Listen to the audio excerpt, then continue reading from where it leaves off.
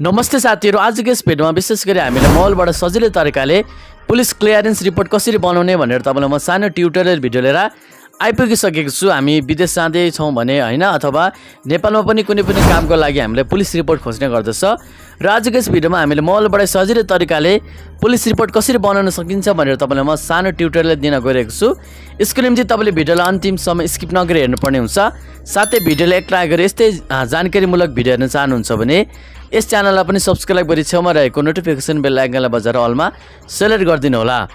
आजको यस भिडियोमा विशेष गरी हामीले चाहिँ सिम्पल तरिकाले नेपाली सरकारले बनाएको नागरिक एपबाट पुलिस रिपोर्ट कसरी बनाउने छौं भनेर हामीले सिक्ने छौं। सर्वप्रथम तपाईले नागरिक एप तान्नु भएको छैन भने, डाउनलोड गर्नु भएको छैन भने सिम्पल तरिकाले आफ्नो प्ले स्टोरलाई खोल्नु होला र यहाँनिर तपाईले चाहिँ प्ले स्टोरलाई खोलिसकेपछि नागरिक एप भनेर यहाँनिर टाइप गर्न सक्नुहुनेछ, यहाँनिर देख्न सक्नुहुनेछ। त्यसपछि यसलाई ओपन गरिदिनु होला। अब यसलाई कसैले हामीले सेटिङ गर्ने मिलाउने सम्पूर्ण कुराको भिडियो मैले बनाइसकेको छु। माथि आई बटनमा आएको छ र डिस्क्रिप्सन बक्समा पनि राखिदिन्छु, त्यहाँबाट हेर्नु होला। आफ्नो नामहरु नम्बरहरुबाट तपाईले लगइन गर्न सक्नुहुनेछ। अनि यहाँ त्यसपछि तपाईले नागरिक एपमा आइसकेपछि यहाँ विभिन्न तपाईले सेवा सुविधाहरु पनि पाउनुहुनेछ। हामीले मोबाइलबाट यहाँनिर पुलिस क्लियरेन्स रिपोर्ट पनि बनाउन सकिन्छौं, यहाँ देख्न सक्छौं। त्यसपछि यहाँनिर हाम्रो कोभिड भ्याक्सिनको हाम्रो इन्फर्मेसनहरु पनि हेर्न सक्छौं। हामीले यहाँनिर हाम्रो नागरिकता पनि जोड्न सक्छौं, पासपोर्ट पनि जोड्न सक्छौं हैन।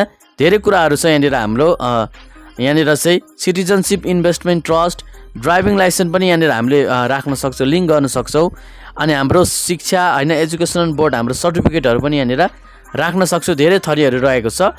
अब यहाँनिर देख्न सक्नुहुनेछ, यहाँनिर तपाईले पुलिसको लोगो देख्न सक्नुहुनेछ, नेपाल प्रहरीको पुलिस क्लियरेन्स रिपोर्ट भनेर यहाँ छ। यहाँबाट तपाईले पुलिस रिपोर्ट तपाईले धेरै छिटो बनाउन सक्नुहुनेछ हैन।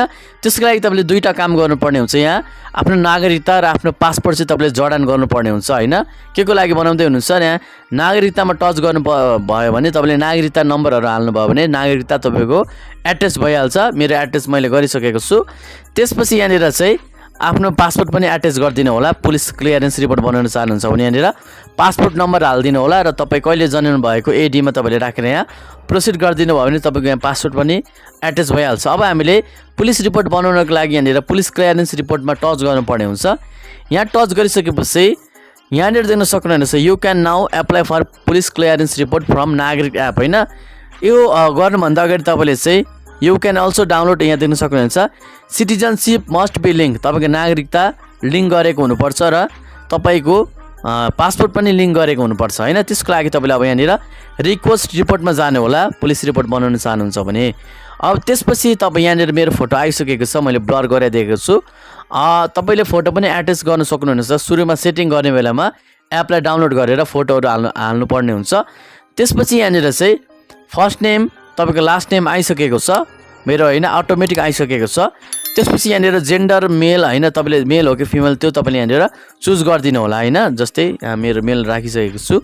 अब त्यसपछि यहाँ डेट अफ बर्थ तपाईले बीएस र एडी मा दुईटैमा तपाईले यहाँनिर राख्नुपर्ने हुन्छ हैन। दुईटै बर्थ डेट राखिदिनु होला। त्यसपछि यहाँनिर इन्क्लुड स्पाउस नेम भनेको छ, तपाईले विवाह गर्नु भएको छ भने तपाईको श्रीमतीको नाम यहाँनिर टिक लाउनु पर्ने हुन्छ। त्यसपछि आफ्नो श्रीमतीको फुल नेम राखिदिनु होला। यहाँ माथि देख्न सक्नुहुनेछ नागरिकतामा जे छ। त्यसपछि सर्टिफिकेट इस्यु डेट भनेको तपाईहरुले आफ्नो म्यारेज सर्टिफिकेट कुन दिन बनाउनु भएको त्यस दिन त्यो तपाईको मिति यहाँनिर राख्नुपर्ने हुन्छ, सर्टिफिकेटको पछाडी हुन्छ।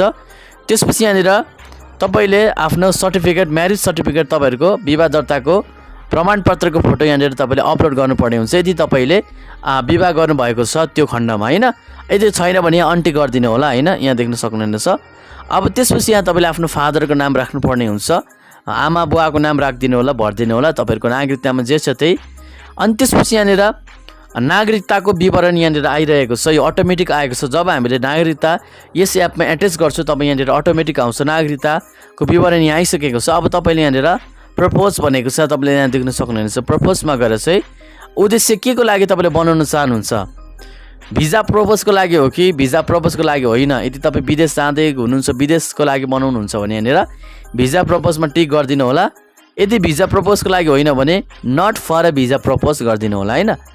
त्यसपछि अलिकति तल आउनु भयो भने यहाँनिर पर्मानेन्ट एड्रेस भनेको छ, तपाईको थाई ठेगाना कहाँ हो, तपाईले नागरिकता कहाँबाट बनाउनु भएको त्यो सम्पूर्ण कुरा यहाँनिर भर्नुपर्ने हुन्छ। पहिला सुरु तपाईँले यहाँ डिस्ट्रिक्ट भन्नुपर्ने हुन्छ यहाँनिर।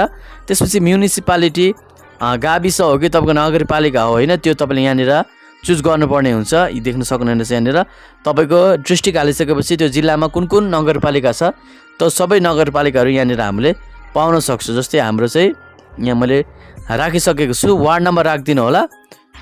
वार्ड नम्बर राखिदिइसकेपछि तपाईँले स्ट्रिट एड्रेस भनेको छ, यो भनेको तपाईँको टोल कहाँ हो होइन, त्यो टोलको नाम तपाईँले यहाँनिर राखिदिनु होला। टोलको नाम राखिदिइसकेपछि टोलको नाम राख्नु होला। त्यसपछि करेन्ट एड्रेस तपाईँ अहिले टेम्पोरेरी रूपमा कहाँ बसिराख्नु भएको छ हाल, त्यो तपाईँले यहाँनिर राख्नुपर्ने हुन्छ होइन। काठमाडौँ बस्दै हुनुहुन्छ कि कुन ठाउँ बस्दै हुनुहुन्छ त्यो तपाईँले यहाँनिर राखिदिनु पर्ने हुन्छ। त्यसपछि त्यस ठाउँको पनि तपाईँको नगरपालिका कुन रहेको छ त्यो तपाईँले यहाँनिर चुज गर्नुपर्ने हुन्छ।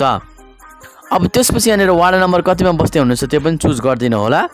त्यसपछि यहाँनिर चाहिँ स्ट्रिट एड्रेस भनेको छ, हाल तपाईँ कुन टोलमा बस्दै हुनुहुन्छ त्यो पनि यहाँनिर लेखिदिनु होला। अब कुरा आयो इम्पोर्टेन्ट, यहाँ तपाईँ अलिकति तल आउनुभयो भने यहाँनिर तपाईँले एउटा प्रश्न सोध्छ सेल्फ डिक्लेरेसनको do you have any criminal history भनेको छ होइन। तपाईँसँग कुनै पनि आपराधिक इतिहास यानि कि तपाईँसँग कुनै पनि चौकीमा परेको होइन तपाईँको इतिहास छ भनेको छ, रिपोर्टहरू छ चौकीमा तपाईँ पर्नु भएको होइन, त्यो तपाईँले यहाँनिर सोध्छ। तपाईँले एस तपाईँको छ भने एस गरिदिनु होला, छैन भने नगरिदिनु होला होइन। किनभने यो हामीले बनाइरहेको नि प्रहरी चारित्रिक प्रमाणपत्र रहेको छ। अब त्यसपछि यहाँनिर प्रोसिडको बटम रहेको छ, यहाँ टच गर्नुभयो भने एकचोटि तपाईँको फेरि पनि सम्पूर्ण डकुमेन्टहरू यहाँनिर खुलेर आउँछ, इन्फर्मेसन डिटेल चेक गर्न सक्नुहुनेछ। नत्र इन्करेक्ट छ भने तपाईँले ब्याक गरेर मिलाइदिनु होला। त्यसपछि तपाईँले त्यहाँनिर एप्लाई गरिसकेपछि तपाईँको 24 घन्टाभित्र तपाईँको इमेलमा होइन तपाईँको चाहिँ पुलिस रिपोर्ट तपाईँले इमेलमा गएर तपाईँले डाउनलोड गर्न सक्नुहुनेछ र यहीँ तपाईँले नागरिक एपमा आएर पनि तपाईँले हेर्न सक्नुहुनेछ। यो थियो हजुरहरूलाई छोटो जानकारी। यदि भिडियो मन परेमा भिडियोलाई एक लाइक गरिदिनु होला र यस्तै जानकारीमूलक भिडियो हेर्न चाहनुहुन्छ भने यस च्यानललाई सब्सक्राइब गरी छेउमा रहेको नोटिफिकेसन बेललाई बजेर अलमा सेलेक्ट गरिदिनु होला। आज यति नै, धन्यवाद, बिदा पाऊँ। जय नेपाल।